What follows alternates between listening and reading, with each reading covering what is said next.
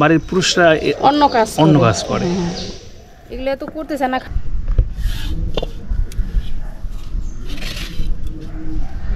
আপনারা যে কাজ শিখছেন কেমনি এটা? এই যে মার কাছ থেকে দেখতে দেখতে। মার কাছ থেকে দেখতে দেখতে শিখে ফেলেছেন। আপনাদের তো মানে সম্ভবত পাল সম্প্রদায়ের মানুষ আপনারা। যা আপনাদের যে বিজনেস মোটামুটি এইগুলো আপনারা করতেছেন অনেক বছর ধরে, মোটামুটি যে আপনারা 100 বছরের মতো হয়েছে এরকম?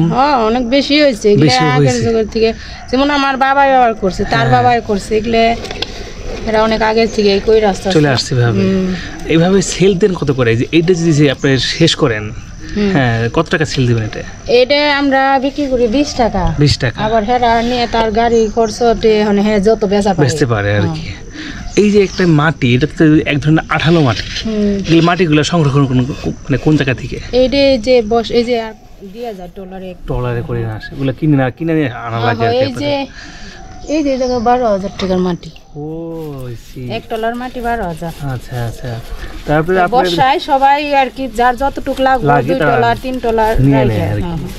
আর আপনাদের এই মোটামুটি যে মাটি কেনা, আপনাদের নিজস্ব খরচ সবকিছু মিলে আপনারা 20 টাকা বিক্রি করলে মোটামুটি কেমন থাকে? কেমন থাকে কি ওখানে, যেমন আমার ঘরে বসে কাজ দেয়, এটা আর কি বাইরে যাইতে হয় না, কইরা খাওয়া হয়, তাই মানে লাভ আর কি। ওই পূর্বপুরুষের পেশা হিসেবে এখন আছেন, মানে কিছু একটা আর কি চলতেছে আর কি, জীবন চলতেছে আর কি, সেই ধরনের একটা ইয়ে আছে। যেমন বেটা ছিল ওখানে তো আগে তো কাজ করছে। হ্যাঁ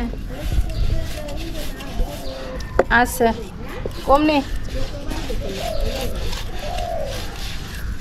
মানে এখনো সেই আর কি আপনাদের বাড়ির পুরুষরা অন্য কাজ করে।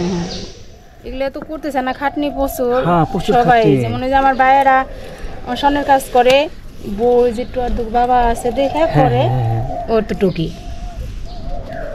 মানে হেরা তো আর এত পরিশ্রমের কাজ করতে পারবো না। আপনাদের বাড়িতে সদস্য কয়জন আছেন আপনারা? 5 জন। 5 জন। 2 ছেলে, এক ছেলে এক মেয়ে, আর ওই যে শাশুড়ি।